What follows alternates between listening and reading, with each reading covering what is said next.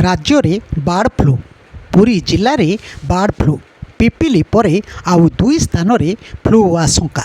ओडिशार पुरी जिले में देखा बार्ड फ्लू प्रथमे पिपिली अंचल में यह फ्लू बाहरी एबे फ्लू गोटे स्थान अन्य स्थान को माड़े लगी बोली स्वास्थ्य विभाग जानवाक पाई। फ्लू प्रथमे कुकुड़ा परे यह पिपिलीर जड़े व्यक्ति पाखरे थाईपारे बोली संदेह करा जाउथला।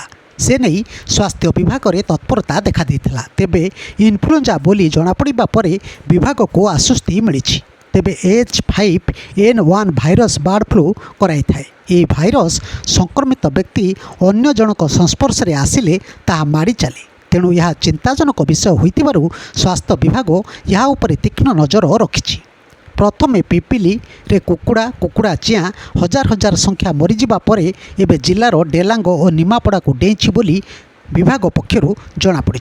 ये दुईटी स्थान में बार्ड फ्लू थिबा संदेह रे निमापड़ा डेलांगर कुकुड़ा नमूना संग्रह करा जाय परीक्षा पई भोपाल पठा जायछि।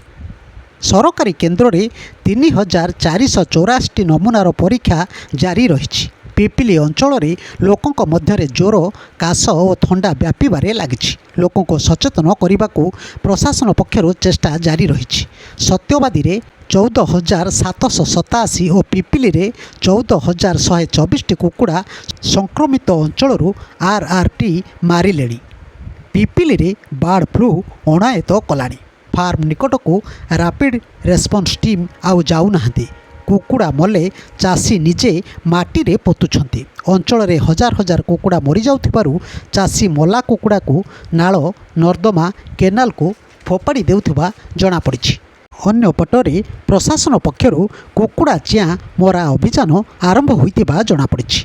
ब्यूरो न्यूज ओडिशा कथा यूट्यूब चैनल टी को आपण माने देखुछंती। मतामत दियंतु, लाइक करंतु, सब्सक्राइब करंतु और शेयर मध्य करंतु।